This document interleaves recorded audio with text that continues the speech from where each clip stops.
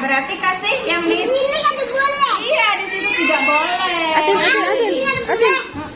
Kasih tuh, tempel yang bak sampah, tempel yang bak sampah. Tempel yang ada bak sampahnya. Iya.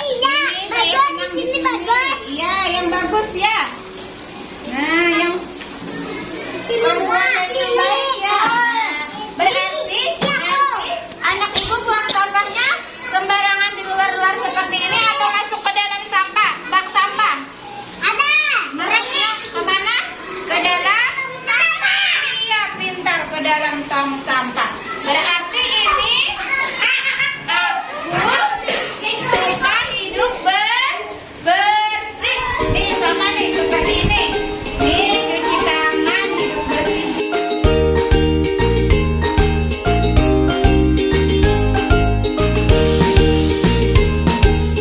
Ada yang mana nempel, ada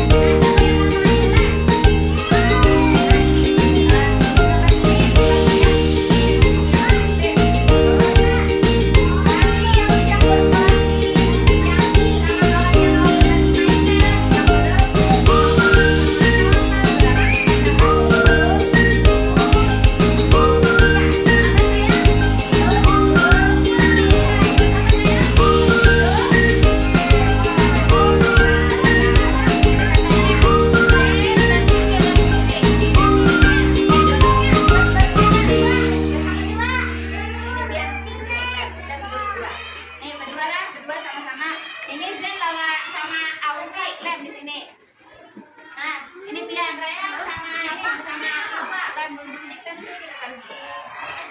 Nah, ini ya bersama-sama. Ini bersama-sama yang temannya di sini Zen. Ini Zen, di sebelah sini Zen, ke sebelah sini Zen. Nah, kerja sama ya.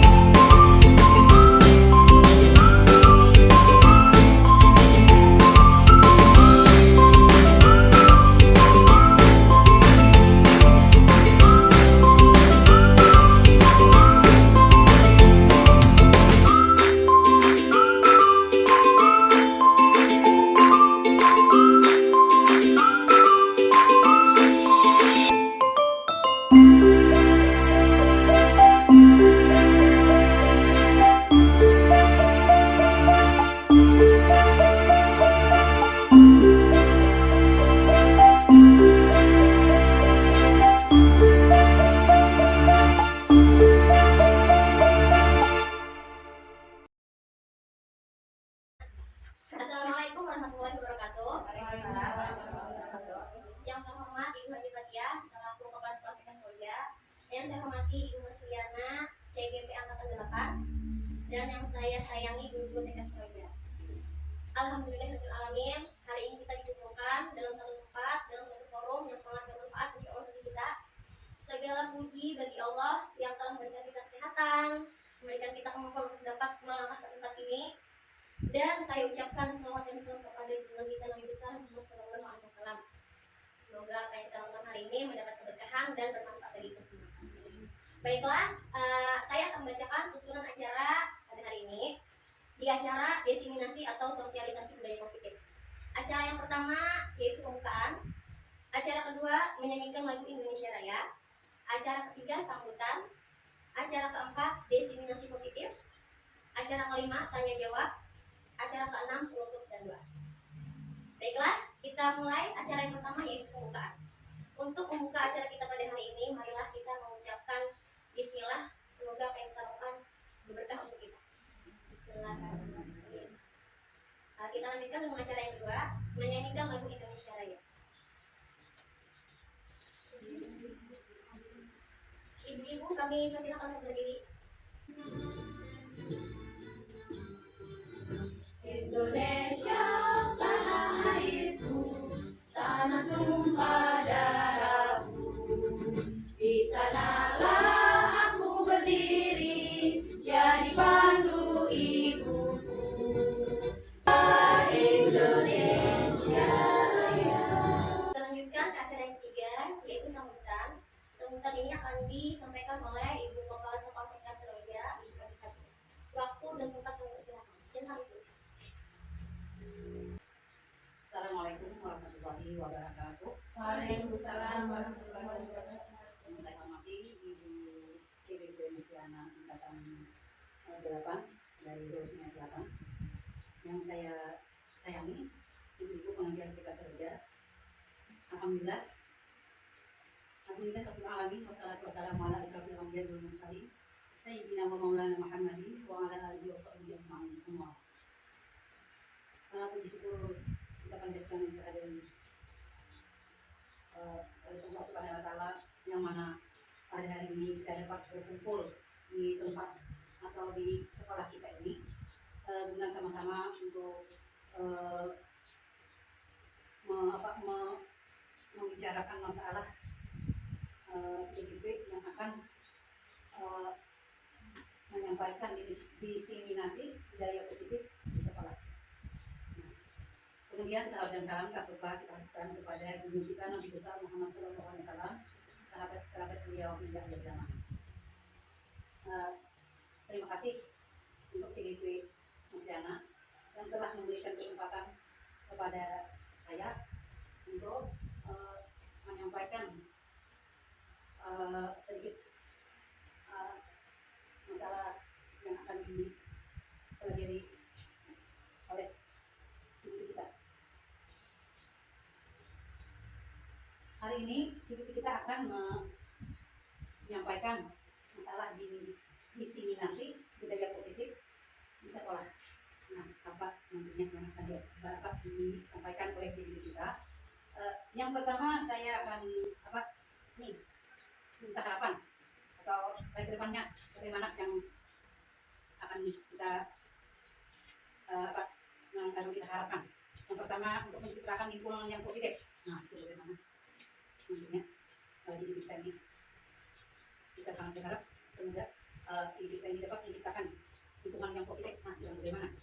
Yang kedua menjadi inspirator perubahan sekolah supaya lebih baik. Nah, dari yang kedepannya sekolah kita ini belum yang kita harapkan itu belum terwujud. Nah, mudah-mudahan yang akan datang lebih maju seperti ini. Yang ketiga mewujudkan murid yang berkarakter. Nah, murid yang berkarakter. Nah, itu bisa sedikit nanti yang akan menyampaikan. Harapan yang keempat dapat mengerjakan aktivitas belajar dapat semakin aktif sekolah kita ini. Nah, supaya lebih meningkat. Bagaimana caranya? Yang kelima semoga kedepannya itu menjadi menjadi contoh atau contoh lingkungan yang bagaimana yang kita harapkan itu tercapai. Nah, jadi ciri kita nanti akan memaparkannya. Nah, supaya kedepannya sekolah kita ini menjadi maju, menjadi lebih bisa dicontoh orang. Dengan adanya CGP dengan adanya CGP Ibu Mesiana ini bisa merubah sekolah kita menjadi lebih baik lagi daripada yang dulu. Nah, itu harapan-harapan dari kami. Di sini ada konsep budaya positif, perubahan paradigma belajar. Nah, kayak apa belajarnya? Yang kedua disiplin positif. Nah, yang disiplin yang positif ya nilai-nilai kebajikan. Nah, di sini ada juga nilai-nilainya yang akan dipelajarinya. Kebutuhan dasar manusia. Nah, yang seterusnya motivasi perilaku manusia. Nah, kayak apa? Motivasi manusia yang lebih baik. Posisi kontrol guru. Nah, itu akan juga ibu kita yang akan memaparkannya nanti. Keyakinan kelas. Nah, kayak apa yang disebut dengan keyakinan kelas? Nah, mungkin kami dulu belum tahu apa itu yang disebut keyakinan kelas. Nah, jadi dengan adanya CGP kita ini mudah-mudahan kita kedepannya lebih bagus lagi.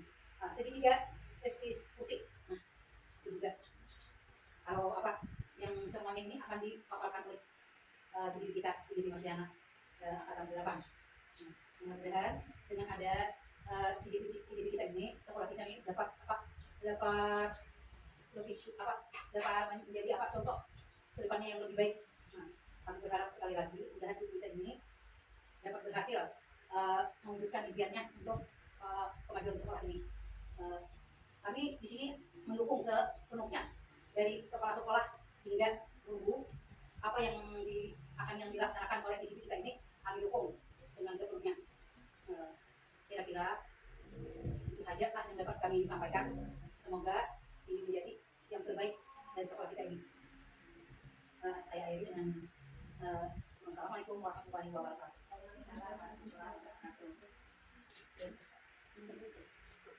Selanjutnya acara yang keempat yaitu penyampaian diskriminasi positif oleh Ibu Mustiana CGP Angkatan 8 Guru Semester. Ibu Mustiana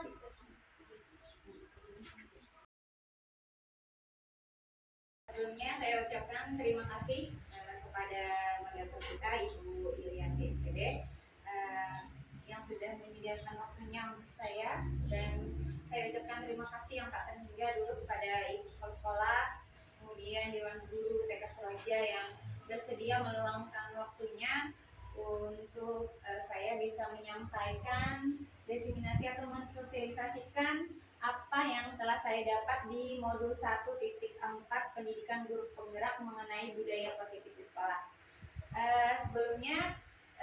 Sebelum saya meneruskan untuk memaparkan atau menyampaikan tentang budaya positif ini, kita briefing dulu ibu-ibu lah ya. Kita nyanyi tentang sekolah kita dulu. Ya, boleh berdiri? Berdiri ya. Boleh sambil tepuk tangan ya, ibu ya. 1, 2, 3. Kalau pagi, senangnya, mengajar, di mana, TK Seroja. Maju, yes. TK Seroja, maju, yes. Yes, semangat ya ibu ya. Tembuk semangat. Semangat. Oke, terima kasih. Silakan duduk. Masih semangat pagi walaupun sudah siang. Ya, untuk memanfaatkan waktu, langsung saja saya akan menyampaikan atau memaparkan tentang apa yang saya peroleh pada modul 1.4 mengenai budaya positif di sekolah.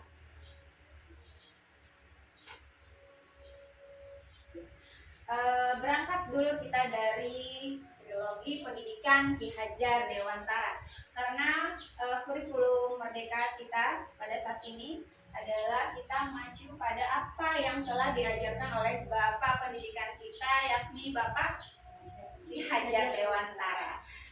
Trilogi pendidikan yang menjadi filosofi pendidikan untuk kita di Indonesia adalah Ing Ngarsa Sungkuloda, kemudian Ing Madia Mangun Karsa, dan Tuturi Handayani. Depan kita menjadi teladan sebagai guru, kemudian waktu di tengah kita menjadi penyemangat, pembangkit, dan di belakang kita memberikan dorongan kepada murid-murid kita. Next.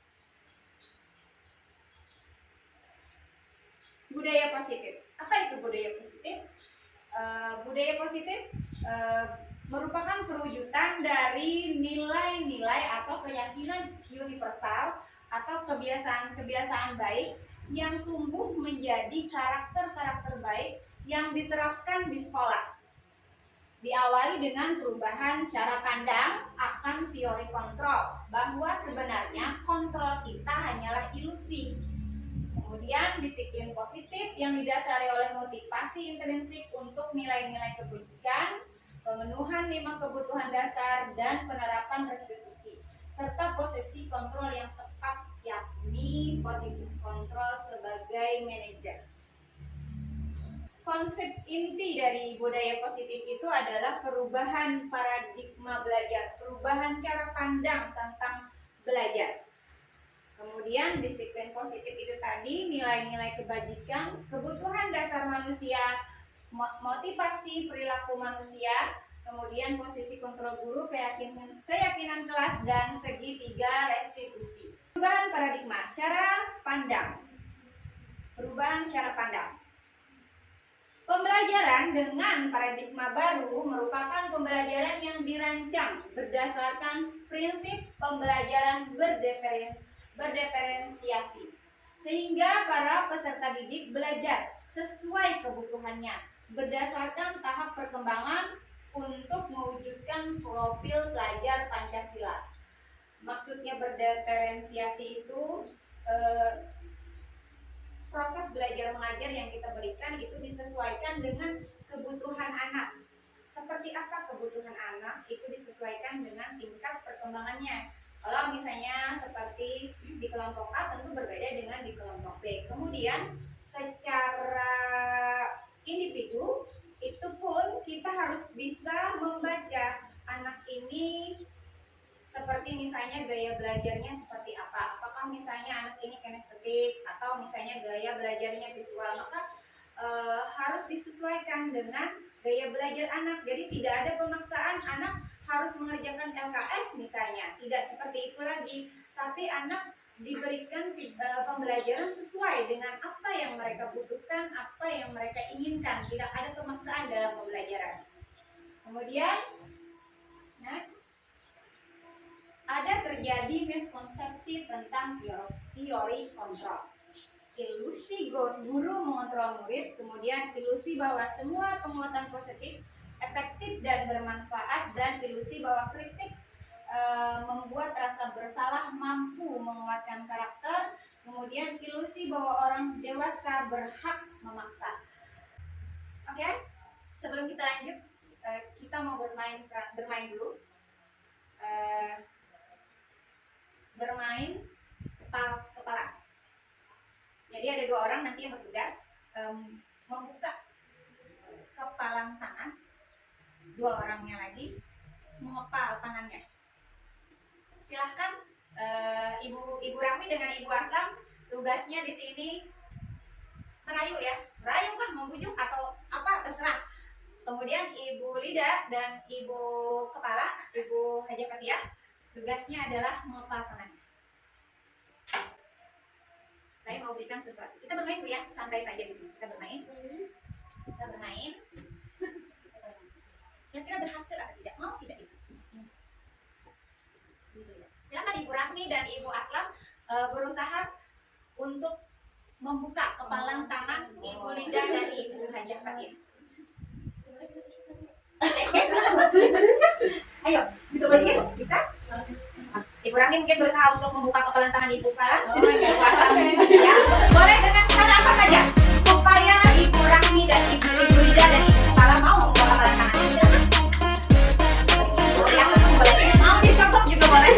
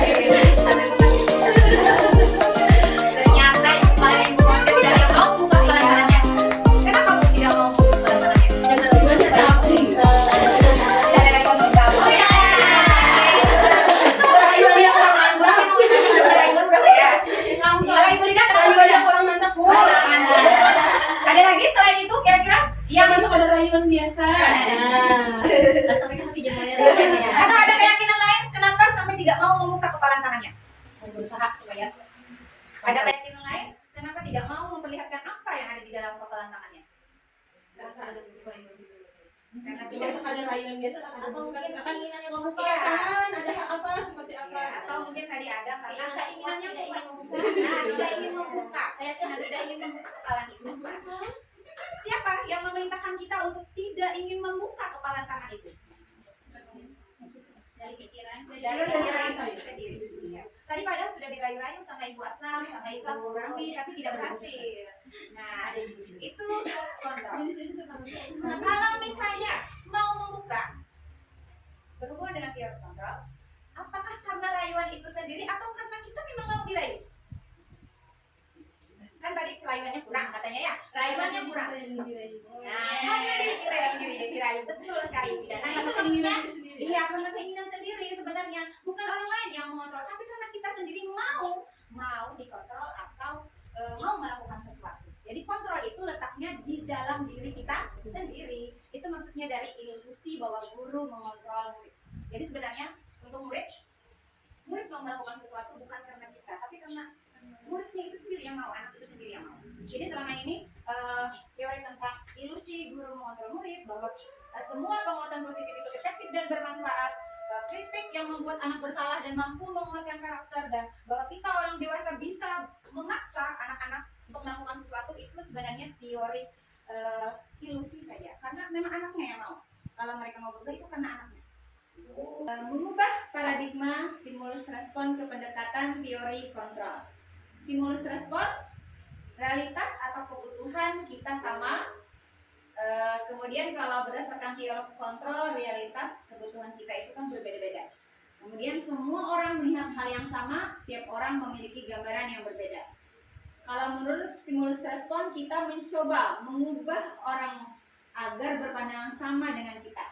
Tapi kalau menurut teori kontrol, kita berusaha memahami pandangan orang lain tentang dunia.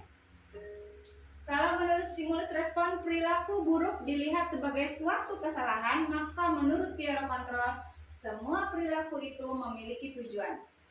Kalau menurut stimulus respon, orang lain bisa mengontrol saya, maka hanya saya yang bisa mengontrol diri saya kan. Seperti yang kita tadi bermain ya. Kemudian saya bisa mengontrol orang lain. Kalau menurut teori kontrol, Anda tidak bisa mengontrol orang lain.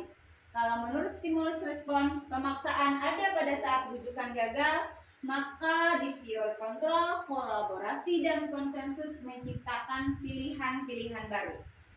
Model berpikir menang dan kalah pada stimulus respon, maka pada teori kontrol model berpikir menang dan menang. Next, disiplin positif. Oke, kalau disiplin kira-kira apa ya ibu-ibu ya? Teknologi awal. Apalagi kalau disiplin? Peraturan-peraturan yang ada. Apalagi kira-kira?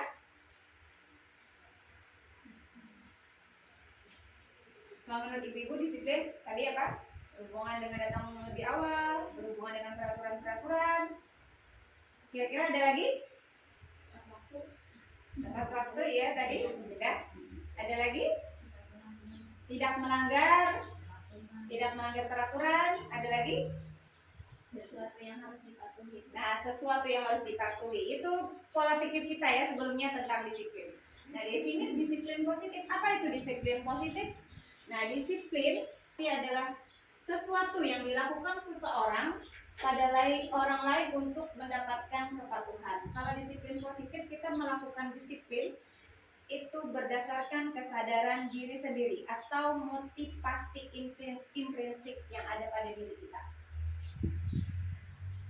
Pada anak didik, disiplin positif merupakan suatu pendekatan mendidik anak untuk melakukan kontrol dirinya dan pembentukan kepercayaan diri serta pembiasaan perilaku baik dengan menerapkan nilai-nilai kebajikan universal. Apa itu nilai-nilai kebajikan universal? Nilai-nilai kebajikan universal adalah sifat positif yang ada pada manusia yang merupakan tujuan mulia yang ingin dicapai setiap individu. Okay, next. Jadi untuk disiplin tadi sebenarnya tidak ada hubungannya dengan kepatuhan, Bu ya. Karena kan pengertian disiplin itu sendiri belajar sebenarnya. Kemudian motivasi perilaku manusia. Teori kontrol mengatakan bahwa setiap individu memiliki kontrol pada dirinya sendiri. Nah, setiap individu memiliki kontrol pada diri sendiri. Bahwa orang lain itu tidak bisa mengontrol kita, kita yang menentukan. Kemudian berdasarkan teori motivasi, seseorang dalam melakukan sesuatu, hal tersebut karena ia mempunyai tujuan atau motivasi tertentu. Berdasarkan pendapat Diane Gosen dalam bukunya Restructuring School, disiplin menyatakan ada 3 motivasi perilaku manusia, yaitu yang pertama, motivasi untuk menghindari ketidaknyamanan dan hukuman. Biasanya kan kita melakukan sesuatu karena tidak enak dengan si A atau tidak enak dengan si B, maka aku harus melakukan itu. Kemudian motivasi yang kedua adalah motivasi untuk mendapatkan imbalan atau penghargaan dari orang lain. Misalnya kita ingin melakukan sesuatu karena berharap dapat, karena kalau aku datang pagi-pagi misalkan ya, datang pagi-pagi aku nanti dapat piala misalnya, itu penghargaan, atau dapat jatah uang bulanan, gaji bonus besar misalnya, hanya karena itu motivasinya. Yang ketiga, motivasi untuk menjadi orang yang diinginkan dan menghargai diri sendiri dengan nilai-nilai yang dipercaya. Nah, yang ketiga ini yang kita harapkan yang nantinya terjadi pada murid kita. Motivasi karena diri sendiri, karena menghargai dirinya, dan karena nilai-nilai positif yang dipercaya. Atau kalau yang motivasi 1 dan 2 ini dapat dikatakan motivasi luar atau eksternal. Kemudian kalau motivasi yang ketiga adalah motivasi intrinsik, internal. Nah, 5 kebutuhan dasar manusia. Seluruh tindakan manusia itu mempunyai motif atau tujuan.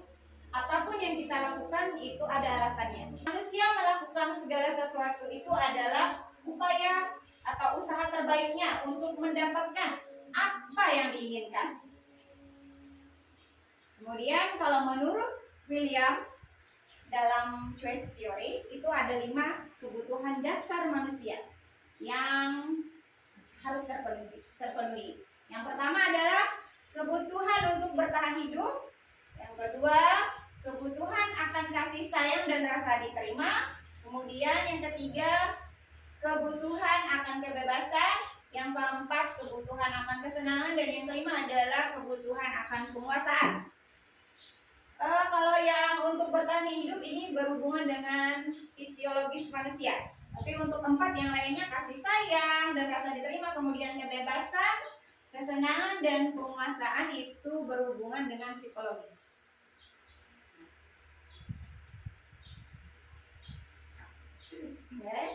Hukuman, konsekuensi, dan restitusi. Kalau hukuman apa, Bu?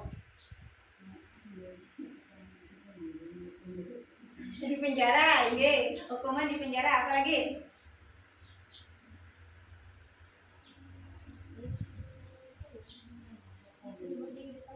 Nah, kalau di sekolahan biasanya disuruh berdiri di depan kelas misalnya. Apalagi kira-kira?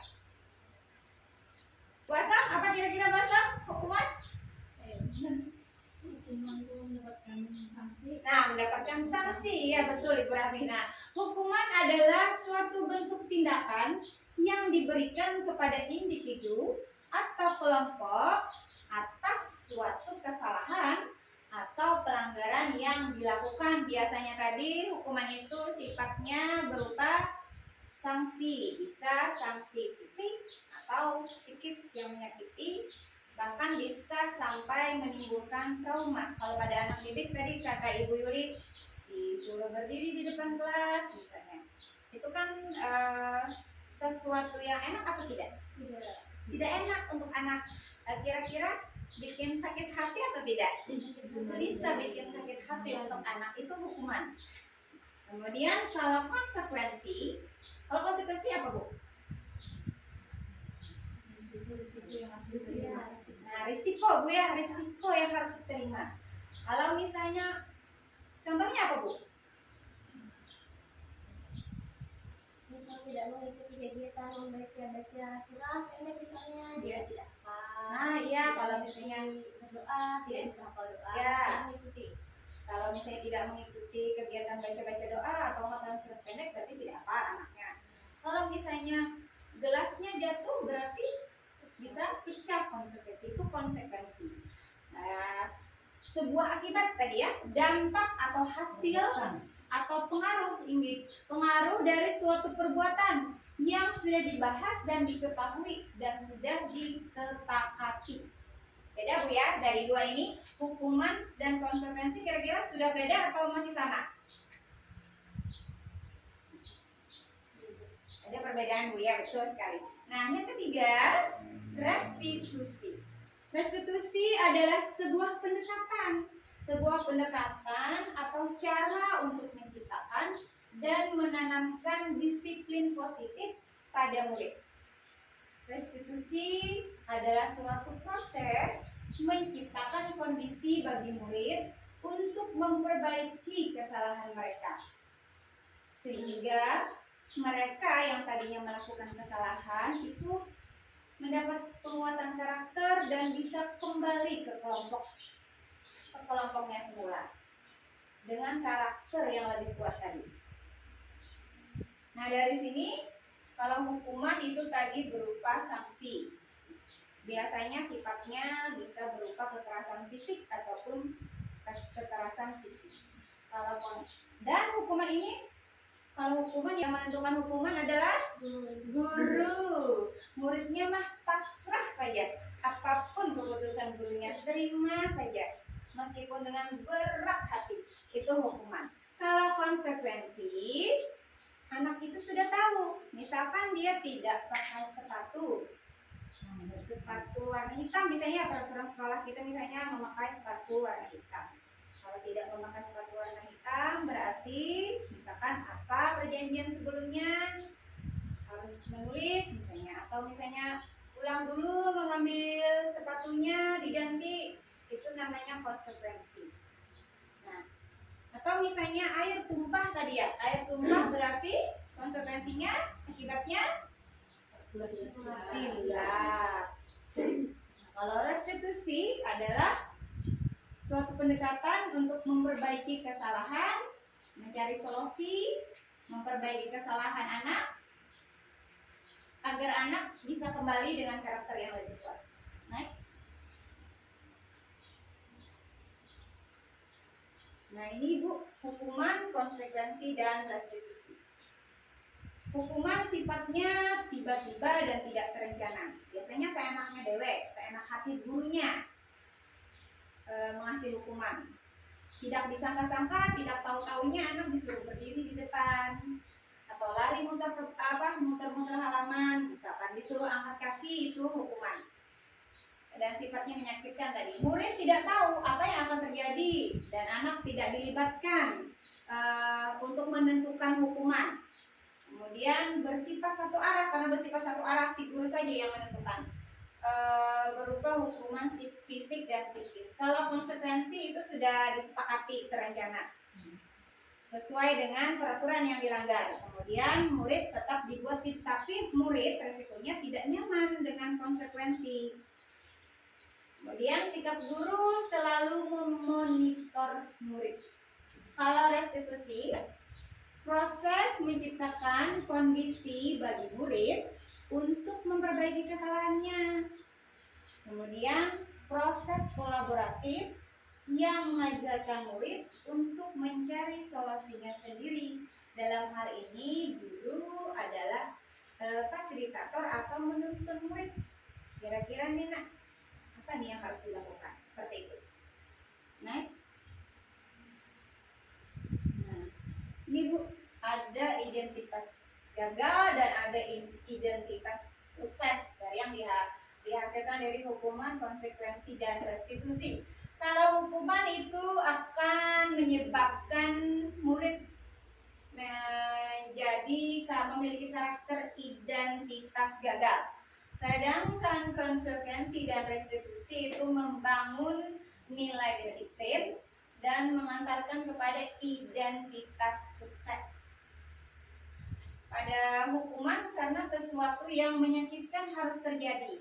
Kemudian si murid akan merasa tidak nyaman, korban mendapatkan keadilan, tapi yang melakukan itu tidak nyaman untuk jangka waktu panjang, karena kan dari hukuman tadi bisa menyebabkan, kalau sampai menyebabkan sakit hati, itu kan mengenai psikis ya, itu kan bisa menjadi bertahan lama di ingatan anak. Apalagi anak sampai trauma karena gara-gara gurunya misalnya tadilah mempermalukan muridnya karena hanya satu kesalahan, murid dihukum seperti misalnya disuruh berdiri, misalnya untuk anak TK misalkan berdiri di depan kelas dengan satu kaki mengangkat menjewer telinga, dia kan sedih. Kalau itu untuk anak TK sedih, dia pasti malu, sedih, nangis, itu bisa membekas di ingatannya, membekas di hatinya, sangat menyakiti dan bisa membuat anak trauma, maka sehingga bisa untuk jangka panjang. Kemudian dengan hukuman itu padahal anak bisa malah berperilaku pasif atau bahkan agresifnya meningkat. Yang tadinya kita mengharapkan anak tidak nakal bisa malah jadi sangat nakal atau malah dia berontak. Kalau konsekuensi sesuatu memang harus terjadi karena dia menyebabkan satu akibat. Kemudian murid tidak merasa nyaman untuk waktu pendek. Murid akan dibuat, korban bisa diabaikan, murid atau anak dibuat tidak nyaman. Penguatannya hanya bertahan dalam jangka waktu pendek. Bisa diulanginya lagi. Kemudian untuk restitusi, kalau restitusi itu ada pilihan, anak mau apa? Kemudian menguatkan anak dalam jangka waktu panjang, itu restitusi. Korban mendapatkan ganti, murid atau anak mendapatkan penguatan, dan masalah terpecahkan karena menemukan solusi. Next.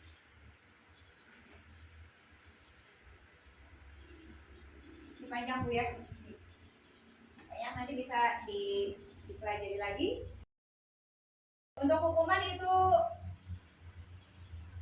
pengaruhnya negatif atau positif? Negatif. Kalau konsekuensi itu netral, sementara restitusi itu berpengaruh positif. Nah, kalau hukuman itu metodenya bersifat satu arah dari Bu ya, paksaan, berupa paksaan. Anak disuruh harus melakukan, berarti anak melakukan dengan terpaksa. Nah, kalau konsekuensi itu stimulus respon, dan kalau restitusi itu adalah teori kontrol. Next. Nah, kita main tebak-tebakan. Ini hukuman atau konsekuensi. Tindakan guru: mencatat 100 kali di dalam buku kalimat "saya tidak akan terlambat lagi" karena terlambat ke sekolah. Ya, konsekuensi. Kita tulis ini konsekuensi. Kemudian yang kedua, lari mengelilingi lapangan basket 2 kali karena terlambat hadir sekolah. Hukuman. Ya, hukuman. Membersihkan coretan yang dibuatnya di meja tulis. Konsekuensi. Ya, konsekuensi. Dia harus membersihkan. Murid diminta untuk push up 15 kali karena tidak menggunakan masker. Hukuman. Iya, hukuman. Menggantikan kertas tugas teman yang telah dicoret-coret. Konsekuensi. Ya, konsekuensi. Berjemur di lapangan basket pukul 12. Hukuman. Disuruh panas-panasan nih. Murid diminta bertelanjang kaki sepanjang hari karena tidak menggunakan sepatu warna hitam sesuai peraturan sekolah. Konsekuensi. Hukuman atau konsekuensi? Hukuman. Kan disuruh. Peraturan. Ya, peraturan sekolah. Konsekuensi. Iya. Konsekuensi karena anak sudah tahu itu kan ada peraturan sekolah. Tidak ini murid diminta bertelanjang kaki, kalau bertelanjang kaki aja kan, kada disuruh keliling-keliling atau lari-lari dengan bertelanjang kaki. Nah, berdiri di depan kelas sambil mengangkat kaki satu karena tidak bisa menjawab. Iya, hukuman. Membersihkan tumpahan air di meja tulis. Konsekuensi. Iya. Kehilangan 10 menit jam istirahat untuk mengerjakan tugas karena terlambat datang dan tertinggal pelajaran selama 10 menit. Konsekuensi. Iya. Sip, keren sudah Ibu, sudah bisa menjawab dengan betul. Next. Nah, dihukum oleh penghargaan. Apa ya dihukum oleh penghargaan? Itu hukuman positif. Hukuman positif Bu ya?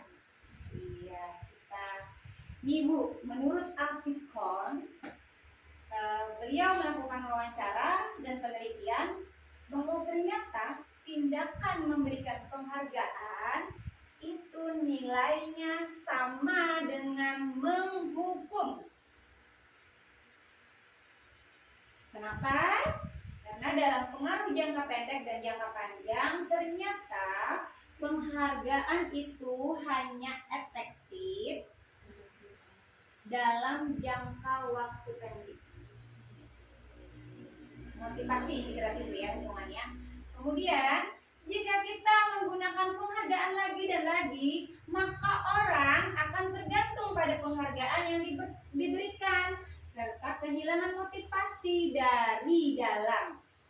Tidak ada lagi motivasi intrinsik yang diharapkan cuma untuk mendapatkan dan mengejar penghargaan saja. Jika kita mendapatkan penghargaan untuk melakukan sesuatu yang baik, maka selain kita senantiasa berharap mendapatkan penghargaan tersebut, kita pun menjadi tidak menyadari tindakan baik yang dilakukan. Karena fokusnya tadi hanya penghargaan, tidak ada lagi nilainya di situ ya. Kemudian penghargaan tidak efektif. Suatu penghargaan adalah suatu benda atau peristiwa yang diinginkan yang dibuat dengan persyaratan. Jika kamu melakukan A, kamu akan mendapatkan A. Atau mendapatkan penghargaan yang diinginkan tadi, misalnya kayak bonus tadi Bu ya. Jika saya mengharapkan suatu penghargaan dan tidak mendapatkannya, maka biasanya apa Bu? Rasa apa Bu? Kan kita mau melakukan sesuatu nih supaya dapat penghargaan ini misalnya, tapi ternyata gagal, tidak mendapatkannya, rasanya gimana Bu? Sedih. Kecewa, sedih, dan kemungkinan sekali tidak akan berusaha. Tidak dapat juga katanya. Toh dia lagi yang dapat penghargaan, ngapain saya melakukan itu? Nah, itu kan membuat orang tidak semangat.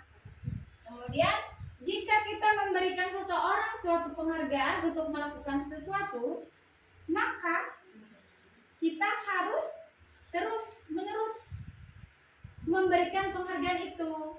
Nih, kita nih, biasa kan, nah, di latihan formulir ini, nanti Ibu balik ini misalnya. Maka kita akan tidak enak kalau tidak melakukan atau tidak memberikan itu lagi kan. Nah, kemudian ini akan terus-menerus memberikan penghargaan itu jika kita ingin orang tersebut meneruskan perilaku yang kita inginkan. Kemudian orang yang berusaha berhenti merokok, nih contohnya Bu ya, atau orang yang berusaha diet menguruskan badan, bila diberikan penghargaan hampir pasti tidak berhasil. Itu penelitian Bu ya, bukan dari saya, tapi dari penelitian yang dilakukan oleh Artikon, bahwa orang yang niatnya berhenti merokok atau orang yang berusaha diet itu karena mengharapkan penghargaan biasanya gagal. Nah, iya. Nah, ternyata di sini ada lagi penelitiannya bahwa penghargaan itu merusak hubungan. Merusak hubungan karena akan bisa menimbulkan apa Bu? Kesenjangan, kecemburuan sosial, bahkan sampai bisa memutuskan pertemanan. Itu efek negatifnya. Kemudian penghargaan itu mengurangi ketepatan. Ternyata orang kadang terburu-buru atau misalnya karena ingin mendapatkan penghargaan maka biasanya kurang teliti. Nah, Penghargaan itu menurunkan kualitas. Biasanya biasanya orang yang tidak mengharapkan penghargaan itu akan lebih bersungguh-sungguh untuk menghasilkan yang terbaik. Next. Nah, dihukum oleh penghargaan tadi, penghargaan mematikan kreativitas. Penghargaan itu menghukum. Jika kita memberikan penghargaan kepada seorang anak pada saat dia sedang merasa bangga dengan pencapaiannya, maka kita akan mengambil kegembiraan anak pada saat itu. Iya Bu ya, ngeri atau tidak? Nah, ternyata itu efek dari penghargaan. Ya, next Bu. Keyakinan kelas. Kenapa harus keyakinan kelas? Kenapa bukan peraturan? Ada yang bisa menjawab?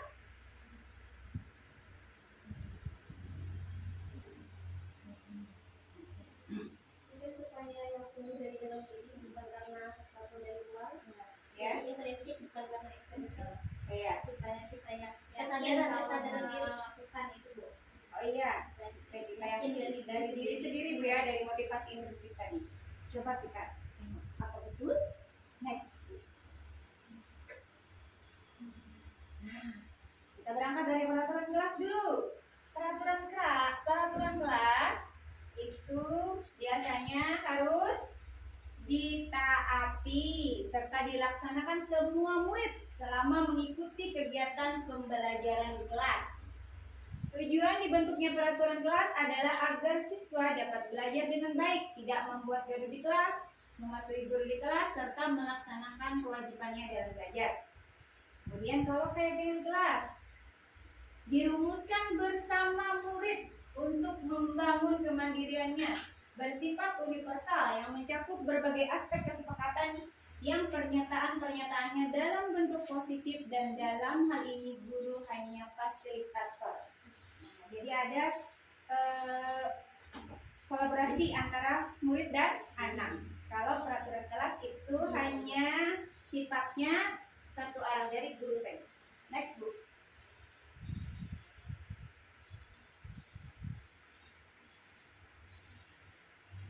Lima posisi kontrol guru.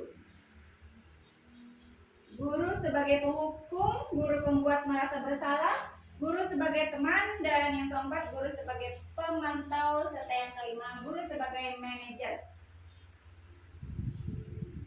Next. Ini 5 posisi kontrol restitusi.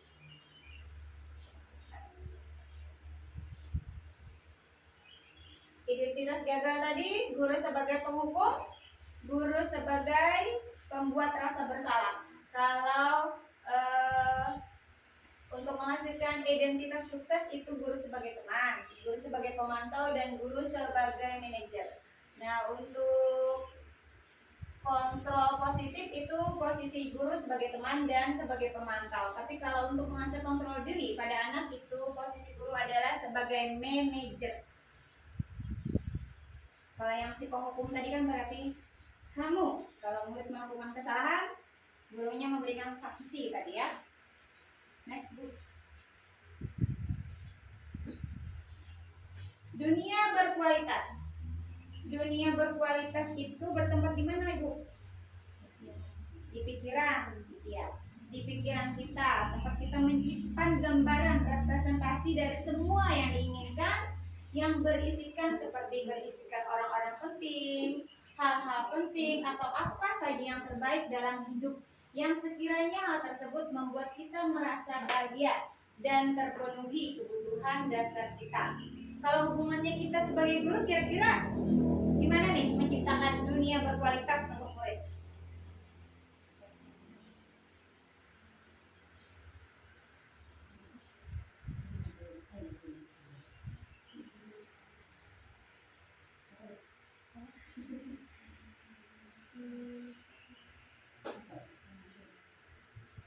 Kita memberikan pengajaran yang menyenangkan. Nah, dengan memberikan pengajaran yang menyenangkan, ada lagi Bu? Kasih sayang. Memberikan kasih sayang. Kalau lingkungannya berarti yang gimana?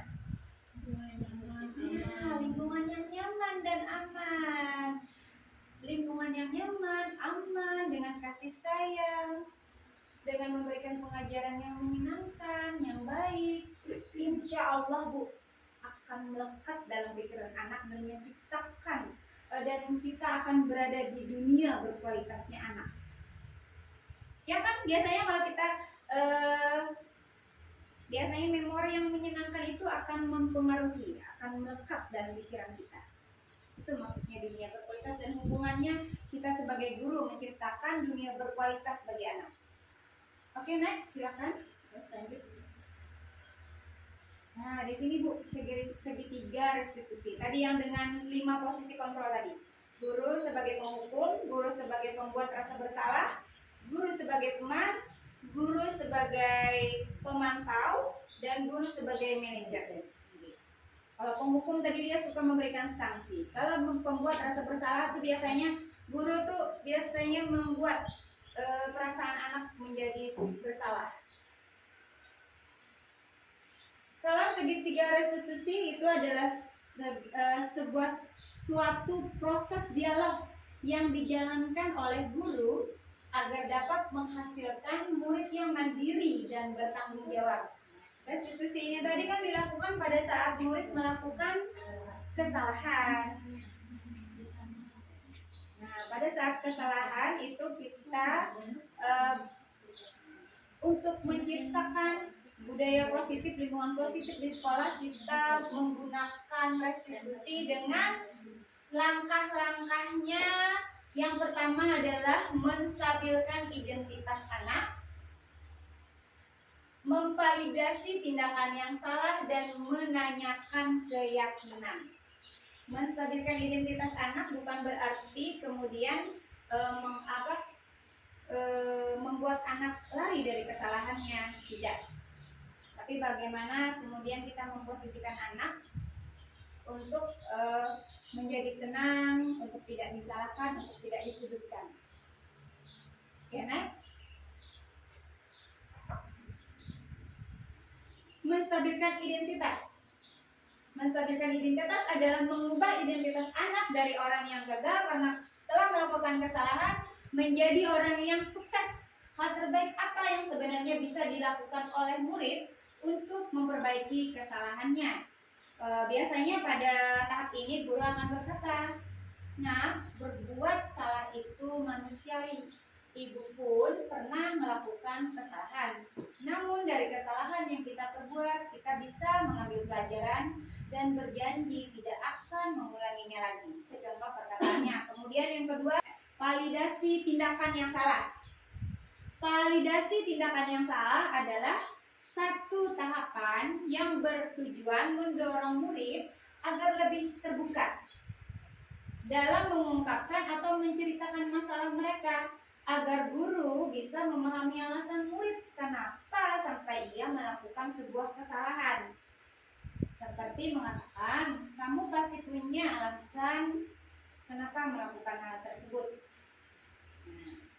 Kalau anak sudah kita buat nyaman dulu Bu ya, kita akan murid akan terbuka dengan kita, berterus terang dengan kita. Kemudian yang ketiga adalah menanyakan keyakinan. Nah, menanyakan keyakinan adalah tahapan terakhir dari menstabilkan identitas dan memvalidasi tindakan yang salah tadi. Tujuannya mendorong motivasi intrinsik murid melalui pertanyaan yang dikaitkan dengan nilai-nilai kebajikan yang diyakininya. Seperti, apa kamu ingat tentang keyakinan kelas? Apa kamu mau menjadi orang seperti apa? Ini itu dulu Bu.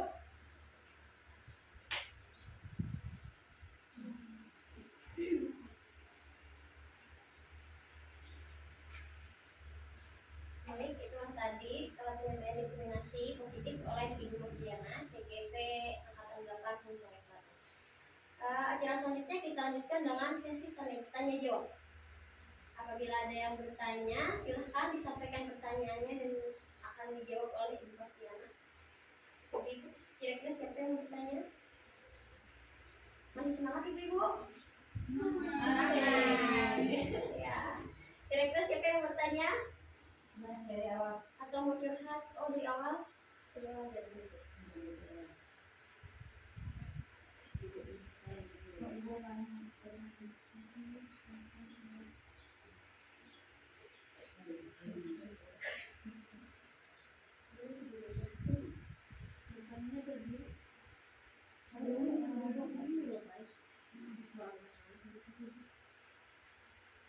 Silakan Ibu Haji Fathia ingin bertanya.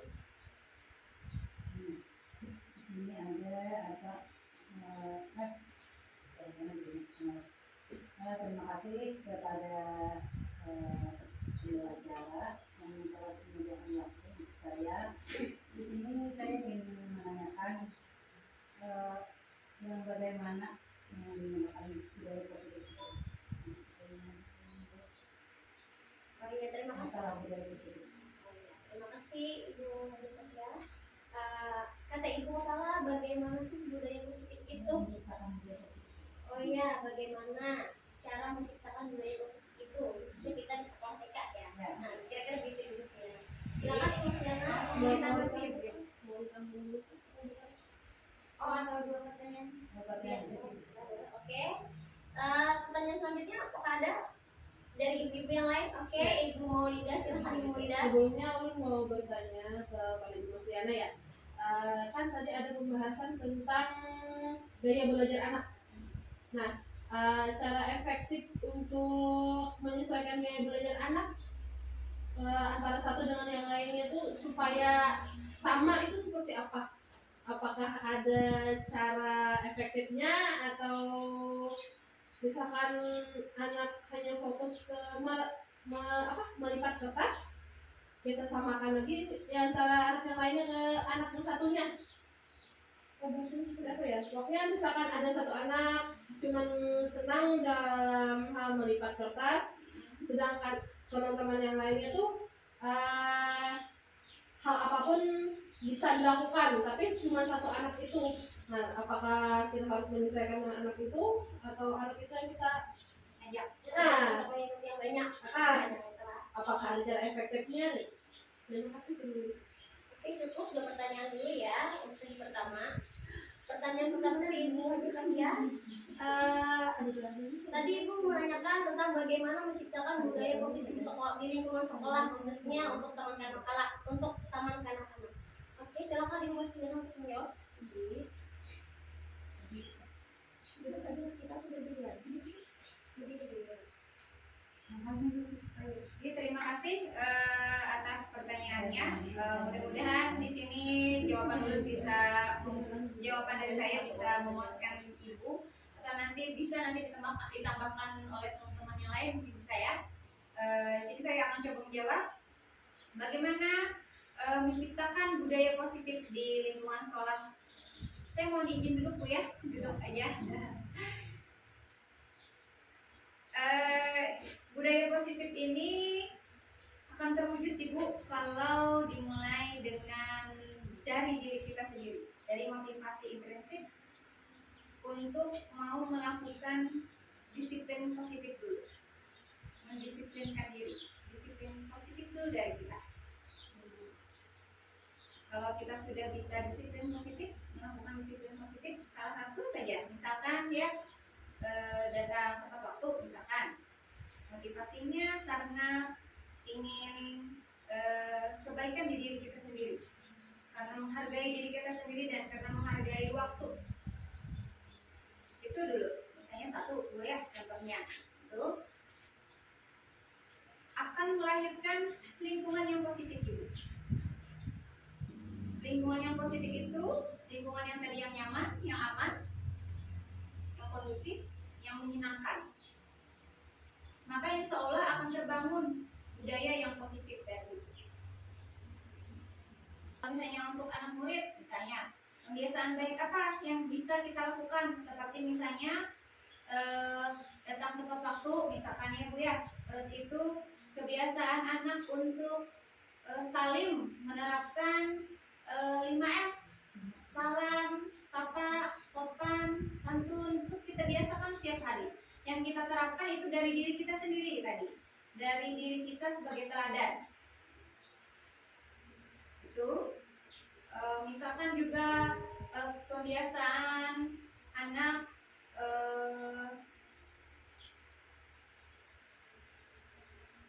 mengucapkan salam aja, satu aja misalnya mengucapkan salam. Kalau kita setiap hari membiasakan anak dengan assalamualaikum, menyapa anak juga akan terbiasa menjawab salam atau menjawab salam. Dia sampai ke rumah pun akan terbiasa seperti itu.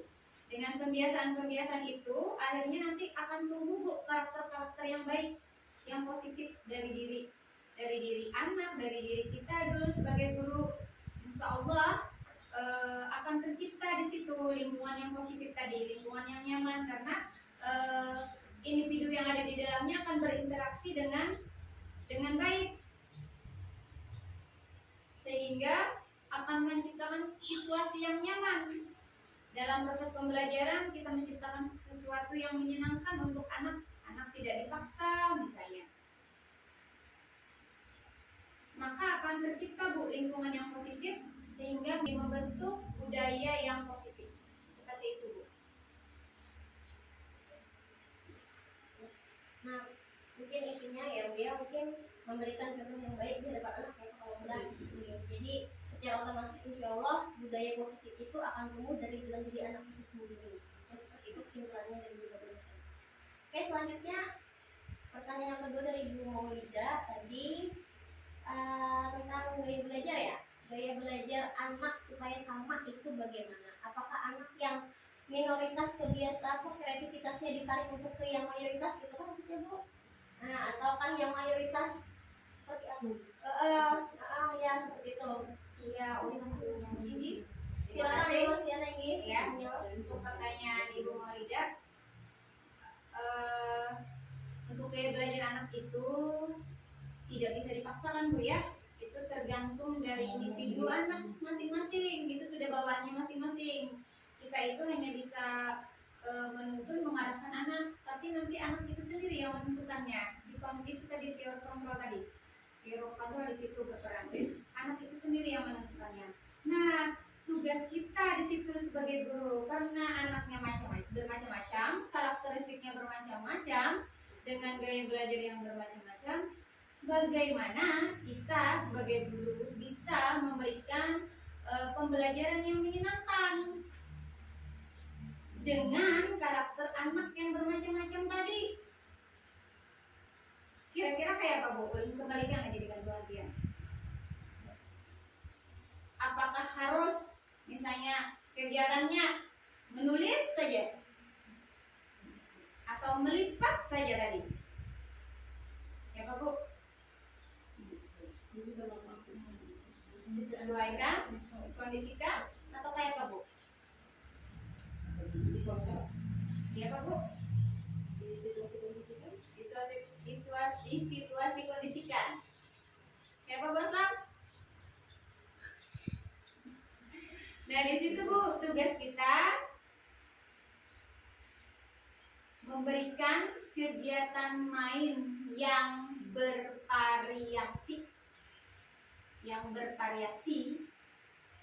Dalam satu hari itu kita ciptakan beberapa kegiatan yang kegiatannya itu bisa mewakili setiap gaya belajar anak. Kalau dia kinestik, suka bergerak, maka sediakan permainan yang sekiranya itu membuat anak tertarik. Berarti harus ada yang menguras energi dia, permainan berkegiatan mainnya. Kalau misalnya kegiatannya pada waktu itu misalnya menulis di papan tulis misalkan, itu bagaimana anak? Suruh aja dia lari-lari dulu, putar-putar dulu, atau lompat-lompat dulu sampai ke papan tulis untuk mau menulis, bisa seperti itu. Atau misalnya dia menempel, suruh dia muter-muter dulu atau lompat-lompat katak dulu, misalkan dia suka kan, suruh baru dia tempel dengan gaya dia, bisa seperti itu. Kemudian kalau untuk anak yang visual, berarti dia harus melihat kan. Nah, kita harus menyediakan media yang medianya itu anak bisa melihat, bisa gambar atau apa misalnya. Berarti kegiatannya kita rancang di situ. Kalau anak yang dia auditori berarti mendengarkan melalui pendengaran baru dia paham. Berarti kita harus juga dengan selain menggunakan media tadi ya, kegiatan yang ada media, ada gambar atau apa, itu dengan tanya jawab bisa untuk mengetahui wawasan dia. Diajak ngobrol bisa dengan dialog misalnya seperti itu. Jadi kegiatan yang kita sediakan itu ada beberapa kegiatan main Ibu dalam satu hari. Jadi tidak satu kegiatan sebenarnya seperti itu.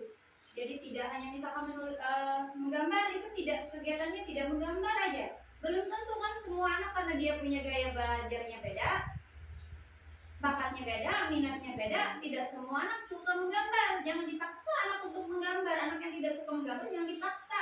Paling tugas kita hanya mengarahkan anak. Mau tidak dia menggambar? Iya. Oke.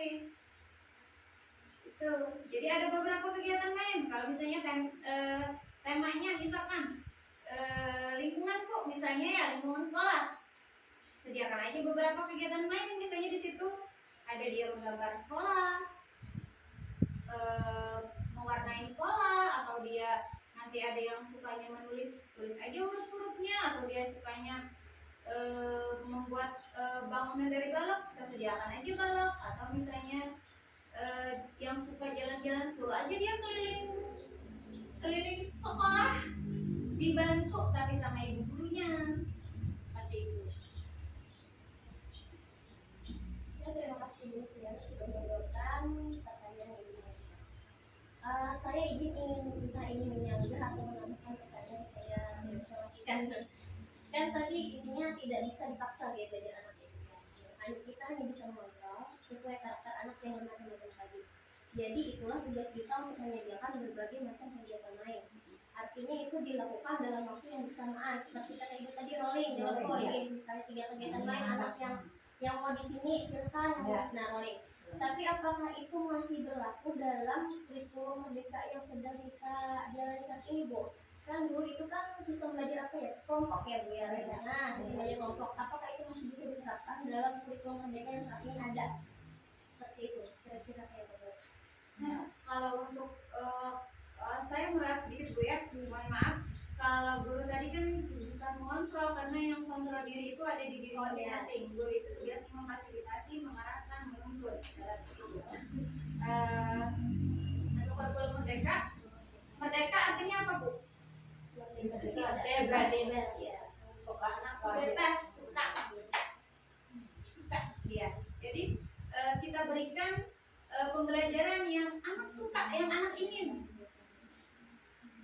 Jadi termasuk kalau yang menyediakan Ini dengan kita menyediakan beberapa kegiatan main. Jadi jangan hanya satu kegiatan main. berarti itu memang masih sangat gak diterapkan. Bukan, iya. Itu kalau ini kurikulumnya Bu ya, ini kurikulumnya merdeka. Kalau misalnya kegiatan, kalau kelompok itu tadi kan sistemnya dia mau area, mau sistem sudut, mau dia sentra, mau dia kelompok, ya. Itu Bu maksudnya. Tapi kalau kurikulumnya, kalau dulu kurikulum yang digunakan kurikulum 13, kalau sekarang kurikulumnya merdeka. Diberikan kebebasan untuk anak. Itu Bu. Berarti masih berhubungan ya Bu ya. Berarti emang sudah seharusnya seperti itu. Ya. Oke Bu Muridas, sudah jelas kira-kira pertanyaan yang dijawab sudah sudah. Oke, terima kasih. Oh ya, apakah ada lagi pertanyaan dari Ibu Rahmi atau Ibu Aslam? Kita buka sesi kedua kalau misalnya ada pertanyaan lagi. Kalau misal tidak ada, kita cukupkan. Silahkan kalau mau ada pertanyaan lagi. Maaf Bu ya, jadi enak berduduk. Lebih rileks Bu ya. Lebih rileks. Bu Rahmi ada yang mau ditanyakan? Ada Bu, Silakan Ibu Rahmi ya. Ini masalah hukuman tadi Bu. ya, Kan biasanya ada anak yang melanggar peraturan sekolah. Cenderung kan para guru itu biasanya dihukum. Sementara kan tadi yang saya simak dari penjelasan Ibu Masliana, akan hukum itu kan sebenarnya membuat anak sakit hati, membuat anak tidak nyaman dengan anak dengan apa yang disampaikan oleh gurunya, karena apa ya, mengakibatkan Trauma. trauma atau ada dendam bahasanya. Sementara kan Bu yang kita tahu dari dulu kata hukum itu kan memang sudah jadi apa ya Bu, kebiasaan bagi guru, termasuk di rumah tuh mungkin kalau orang tua juga sering menghukum anak-anaknya ya kan Bu. Jadi gimana itu bagi kita guru, kata hukum itu apakah harus diganti dengan kata apa gitu loh Bu? Kalau ada ya seperti apa gitu loh Bu, agar dan hukuman itu tetap kita berikan kepada anak, tapi tidak mengatakan hukum gitu loh Bu. Apakah bisa ya Bu? Ya apakah bisa, dan kalau bisa seperti apa gitu. Terima kasih. Oke, terima kasih Ibu ini. Mungkin langsung saja ya kita minta Ibu Mas Diana. Silakan Ibu Mas Diana. Saya kembalikan dulu, kira-kira ada yang mau menjawabkan? Bagaimana Mbak Sam? Apakah ada Apa Inggris yang baik dan Ibu Ida, Ibu Lida? Ibu Ibu menjawab ya? Saya sudah Perwakilan dari diwakilkan oleh pertanyaan berarti. Ya. Tata tertib sekolah. Nah, itu tadi untuk salah satu untuk menciptakan budaya positif adalah dengan mengganti tata tertib sekolah atau peraturan sekolah dengan keyakinan kelas. Pertama itu dulu Bu ya, keyakinan kelas. Kalau peraturan sekolah tadi kan kita yang menentukan. Kalau keyakinan sekolah itu berdasarkan kesepakatan kita bersama, kerjasama antar kita dan murid. Murid mau apa? Seperti apa? Dengan mengacu pada nilai-nilai universal. Misalkan Bu, Pian memakai helm ke sepeda motor anak apa Bu? Supaya aman, supaya nggak ada kepanasan,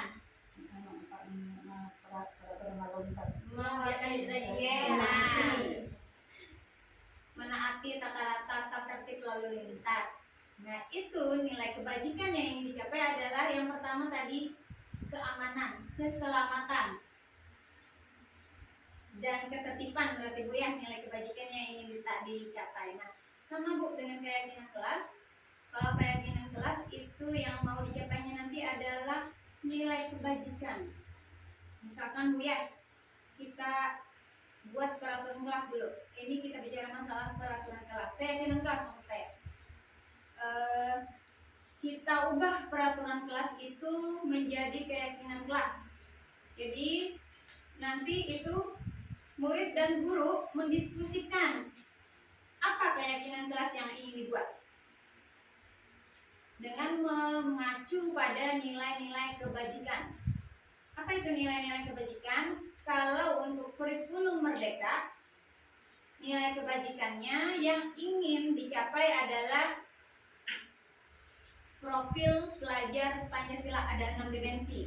Nanti yang pertama itu beriman, bertakwa kepada Tuhan Yang Maha Esa dan akhlak mulia. Yang kedua mandiri. Ada 6 itu tadi Bu ya, profil pelajar Pancasila. Itu nilai kebajikan yang ingin dicapai. Nah, di situ misalkan kalau kita membuat keyakinan kelas, mandiri saja misalkan satu Bu ya, untuk anak TK mandiri saja yang di awal, mandiri misalnya anak itu kalau TK kan berarti nanti keyakinan kelasnya dia misalnya dibantu dengan gambar-gambar, ada anak yang diantar ke sekolah dengan menangis misalkan, yang satunya ada foto gambar yang anak senang belajarnya, datang tepat waktu, berarti itu nanti keyakinan kelasnya adalah tentang mandiri. Kemudian misalnya anak melakukan kegiatan sholat berjamaah, kegiatan baca doa, itu berarti religius berarti. Kalau misalkan nanti keyakinan kelasnya mengenai anak mau bermain bersama, anak mau melakukan sesuatu dengan baik-baik dengan temannya, mau makan bersama-sama, berbagi mainan, itu nanti hidup rukun nanti keyakinan kelasnya. Hubungannya dengan hukuman nanti tidak ada lagi hukuman, tapi dengan restitusi bahasanya, restitusi bukan hukuman. Jadi kalau ada anak yang melakukan kesalahan atau melanggar kesalahan, itu kita restitusi. Tadi ada 3 cara Bu ya. Yang satu menstabilkan identitas, yang kedua validasi tindakan yang salah, yang ketiga dengan menanyakan keyakinan. Ulun kasih contoh pula supaya tidak terjadi hukuman daripada anak-anak, tapi dengan memberikan restitusi. Jadi bahasanya tidak ada hukuman, tidak ada lagi kata hukuman, tapi dengan restitusi. Contoh ya Bu ya.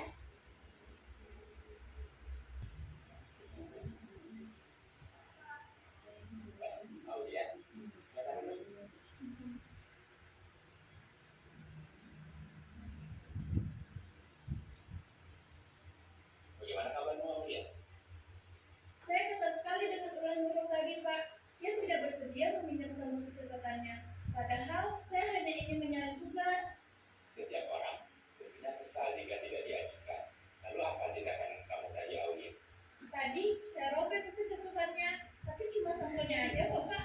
Kesel banget saya. Wajar jika kita emosi. Lalu apa Aulia puas dengan tindakan itu? Tentu tidak, Pak. Saya akui saya salah sudah mengubah bukunya. Lantas seperti apa sikap yang Aulia yakini? Harusnya saya lebih sabar dan menghargai milik orang lain. Jadi, apa rencana Aulia untuk memperbaiki keadaan ini? Saya akan meminta maaf kepada Nurul, Pak. Dan saya juga bersedia untuk mengganti sampel bukunya yang saya rusak tadi. Gimana, Pak? Setuju. Bagaimana perasaanmu jika sudah melakukan tindakan yang kamu yakini itu Aulia? Tentunya, saya akan menjadi pribadi yang lebih tenang dan sabar, Pak. Baiklah Aulia, mari kita pikirkan penyelesaian masalah ini. Jika perlu, kita panggil Nurul. Bagaimana? Siap, Pak. Terima kasih, Pak.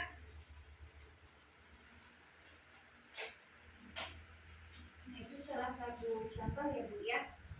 Kalau itu tadi kan berarti terjadi pelanggaran pada anak berkelahi berarti karena saling merobek punya kawannya marah, tentu pasti terjadi perkelahian kan Bu ya, cekcok kan, berarti melanggar tata tertib atau tidak itu Bu?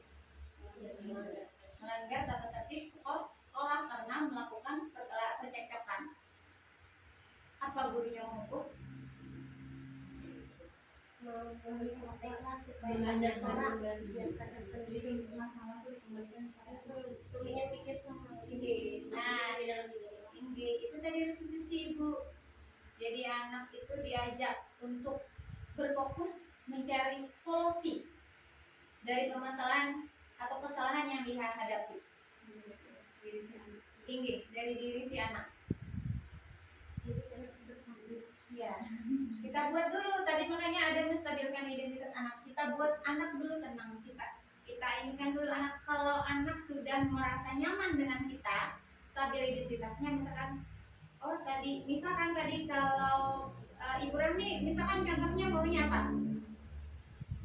Contoh pelanggaran yang dibuat, misalnya di TK di sekolah. anak tidak mau mengikuti membaca sosial pendek. Anak tidak mau mengikuti membaca surat-surat pendek. Nah, itu bisa nanti Ibu pada waktu istirahat atau pulang sekolah diajak ngobrol anaknya, bicara berdua di tempat tenang atau tempat mata, itu lebih nyaman Ibu daripada yang di waktu banyak orang. Di bawah diajak bicara berdua, ditanyakan, tadi Ibu lihat kenapa misalkan Nita Bu ya, misalkan kenapa Nita tadi tidak mau membaca surat, Ibu lihat tidak mau mengikuti membaca surat, anak pasti kira-kira anak menjawab tidak Bu? Mungkin hobi Diulang-ulang. Nah, kita stabilkan Ibu.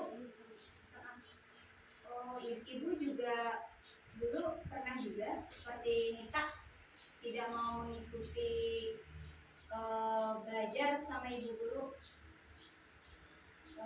Jadi Ibu bisa ngerti sama Nita tidak apa-apa kok Nita. Nita bisa cerita sama Ibu. Nah, kita sentuh dulu hatinya. Kita stabilkan dulu dirinya. Dengan kondisi yang nyaman tadi Ibu bicara mata-mata seperti itu. Kira-kira kalau kita melakukan itu, anak mau tidak cerita dengan kita? Biasanya kalau segi lambat Bu ya, kalau anak TK kan mesti di ini. Iya.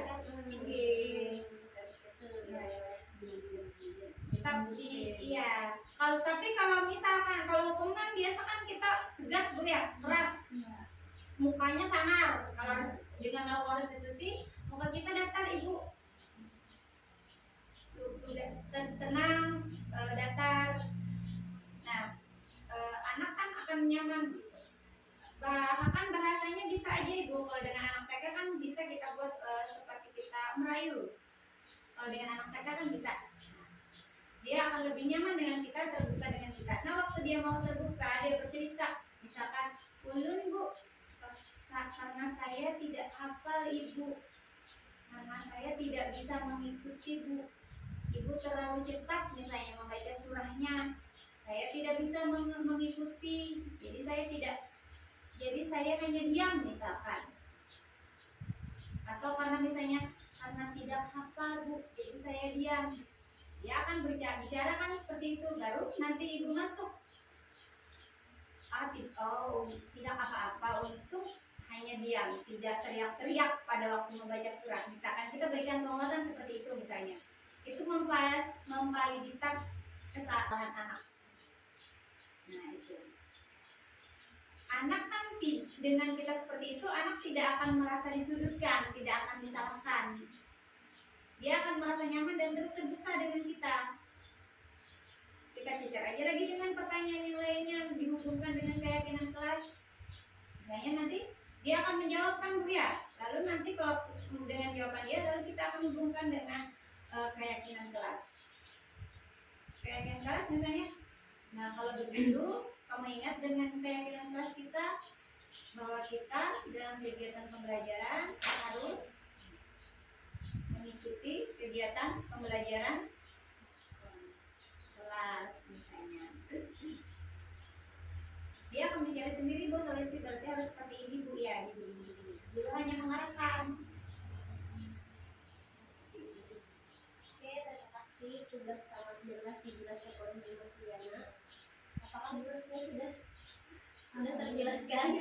Mungkin di rumah Ibu, mungkin untuk kita karena ini baru ya Bu ya, konsepnya restitusi. Untuk saya sendiri juga baru Bu, waktu mempelajari modul 1.4 ini. Kan kita tahunya konsekuensi dan hukuman dan konsekuensi. Dan saya pribadi jujur kadang itu membuat anak, posisinya adalah saya sebagai pembuat rasa bersalah. Kalau penghukum tidak. Kalau saya pribadi sebentar berbagi pengalaman aja. Kalau saya sendiri itu cenderung ke anak kadang membuat posisi anak menjadi rasa bersalah, menyesali perbuatannya. Kan kita kadang memelas, kamu tega lihat Ibu sedih. Sekarang kita biasanya bicara seperti itu. Kalau bahasa Banjar, kasihannya mama, urunnya pian. Nah itu Bu, posisi kontrol sebagai pembuat si berasa bersalah. Nah untuk yang restitusi tadi diharapkan posisi kontrol kita setidaknya kalau tidak menjadi teman, itu adalah menjadi pemantau. Lebih bagus lagi kalau kita bisa memposisikan diri menjadi manajer, yang seperti contoh restitusi tadi, membuat anak bisa menemukan sendiri motivasi intrinsiknya, memperbaiki kesalahannya, mencari solusinya sendiri, memperbaiki kesalahan yang telah dia buat.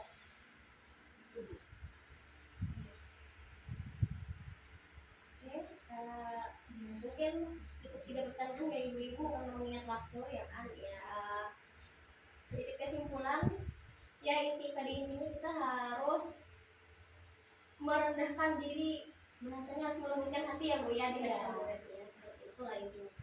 Oke, dari sekian pertanyaan saya rasa sudah sangat jelas dan mungkin bisa kita pakai untuk memperbaiki pembelajaran kita setiap harinya dan semoga bisa diperbaiki.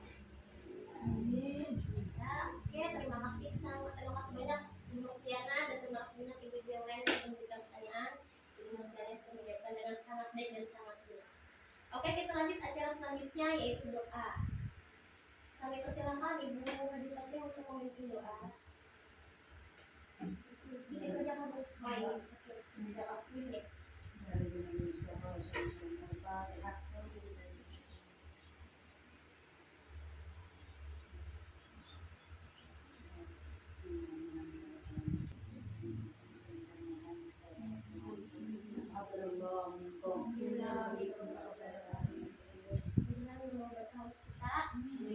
Dan kita gunakan sebagai pedoman kita mengajar.